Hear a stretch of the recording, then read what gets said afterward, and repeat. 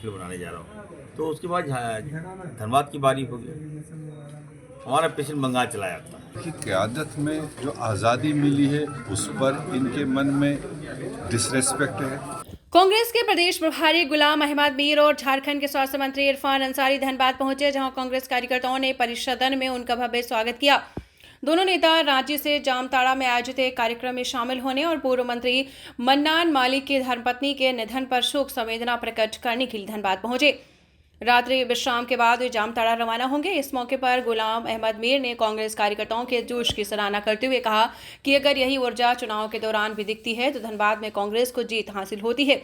उन्होंने झारखंड सरकार द्वारा किए गए वादों को पूरा करने पर जोर देते हुए कहा कि सरकार अपने हर वादे को निभा रही है। मैया सम्मान योजना की राशि 1000 रुपये से बढ़ाकर 2500 रुपये कर दी गई है। स्वास्थ्य मंत्री इरफान अंसारी ने भी धनबाद में झारखंड सरकार की उपलब्धियों पर चर्चा की। उन्होंने कहा कि राज्य में स्वास्थ्य के क्षेत्र में लगातार सुधार हो रहा है।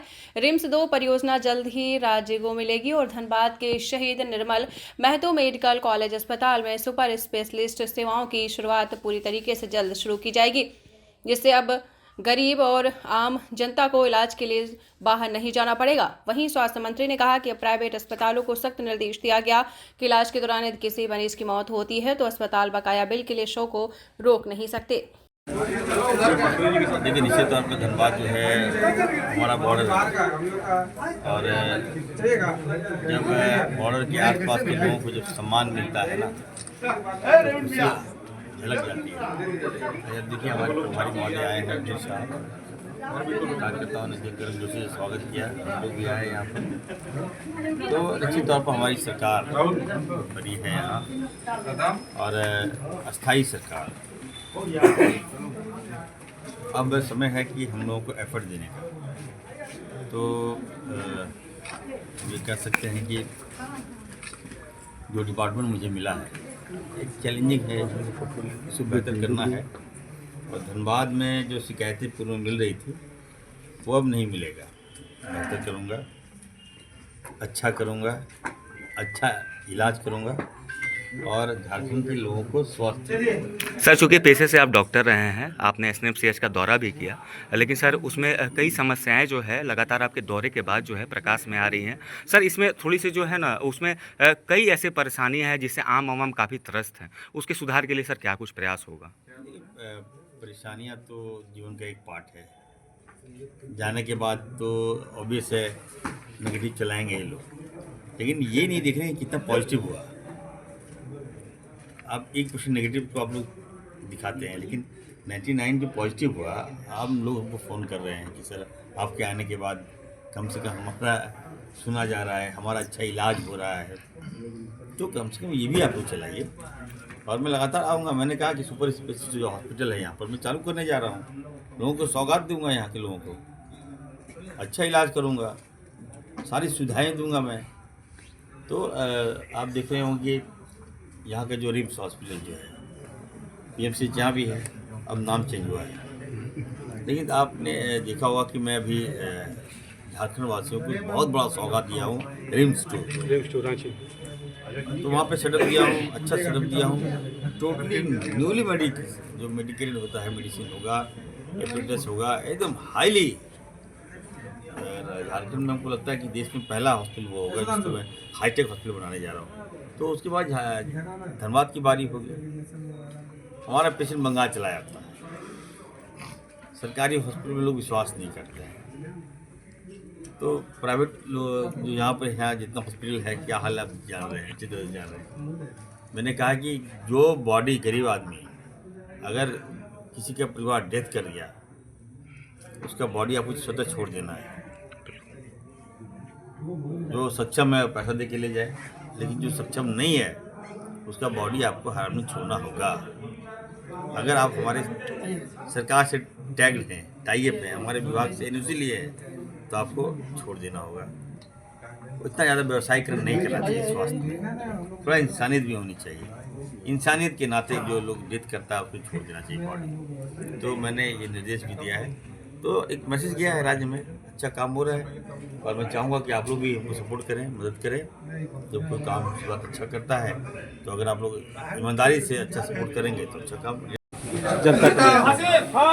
सबसे पहले तो झारखंड वासियों को नए साल की भी बधाई। जनवरी का महीना चल रहा है और तमाम झारखंड वासियों को हम लगातार धन्यवाद और मुबारकबाद भी देते आए हैं कि 2024 के इस चुनाव में जिस तरह से उन्होंने हमारे इंडिया गठबंधन के हमारे मैनिफेस्टो, हमारे जो गारंटीज थी उसको उन्होंने ऑनर किया। एक पहले से ज़्यादा 2019 से और भी मजबूती के साथ गठबंधन को वापस कायम किया और जो हमने चीज़ें रखी थी लोगों के सामने 5 साल काम किया है उसका ब्यौरा रखा है। अगले 5 साल के लिए हमने एजेंडा रोड मैप रखा लोगों के सामने और जिसमें हमने 1000 मैया सम्मान को बढ़ा करके वापस जीतने के बाद 2500 का करेंगे, जो अभी इसी महीने हमने शुरू किया है। और उसी तरह से जो बाकी हमारे गारंटीज़ है, जो हमारा मैनिफेस्टो है, हम उसको पूरी तरह से लागू करेंगे और कुछ चीज़ें अभी हमारे बजट में जो इस सेशन आ रहा है उसमें मेंशन होगी और कुछ उसके आगे पीछे जो हमने कमिटमेंट की है उसको पूरा करेंगे। और जो बाकी हमारा पार्टी का कार्यक्रम है नेशनल लेवल पर, हमारा वर्किंग कमेटी का फैसला है कि हम पूरे देश में जो आज की भारतीय जनता पार्टी है सेंटर में रूल कर रही है 11 साल से, ये न तो गांधी जी के रास्ते को मानने वाले हैं, गांधी जी की क़यादत में जो आज़ादी मिली है उस पर इनके मन में डिसरेस्पेक्ट है। आज़ादी के बाद में जो भीमराव अंबेडकर साहब की क़यादत में देश को एक खूबसूरत और बेहतरीन कॉन्स्टिट्यूशन मिला जिसके तहत 70-75 साल से ये देश आगे बढ़ रहा है और न ये भीमराव अंबेडकर को कोई रेस्पेक्ट करने वाले हैं और ना ही उनके दिए हुए कॉन्स्टिट्यूशन।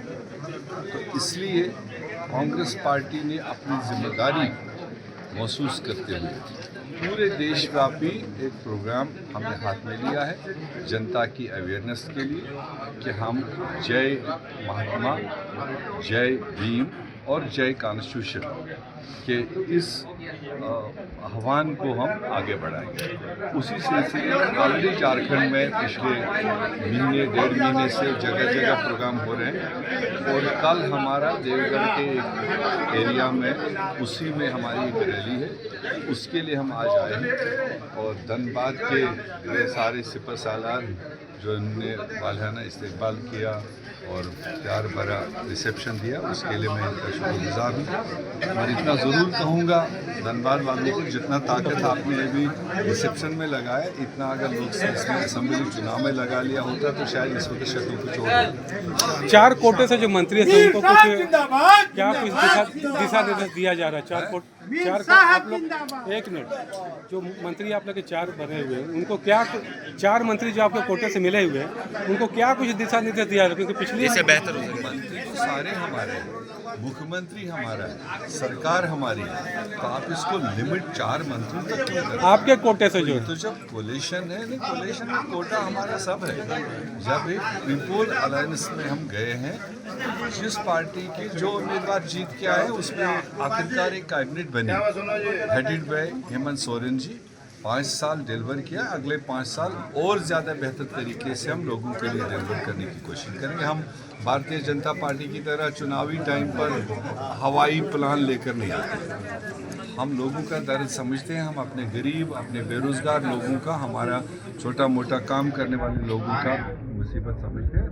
उस डायरेक्शन में जो बेहतर से बेहतर हो सकेगा वो हम करेंगे। जिस जिला में बेहतर प्रदर्शन नहीं रहा आप लोग का, कांग्रेस का जिस जिला में, उसमें कुछ फेरबदल कमेटी में वगैरह कीजिएगा आप लोग क्या? 2025 का साल हमने पूरे भारत में ऑर्गेनाइजेशन को मजबूत करने का साल कांग्रेस ने हाथ में लिया है। तो इसलिए जिन लोगों ने अच्छा परफॉर्म किया होगा उनको प्रमोशन भी मिलेंगे। जो अपने अपने एरिया में, खासकर अपने बूथ में बड़ा ओहदा लेकर अपने बूथ को भी नहीं संभाल पाए होंगे, तो उन पर कमेटियाँ बैठी हुई है, फैक्ट फाइंडिंग कमेटी बैठी है, उन्होंने जो रिपोर्ट लाया होगा उसके हिसाब से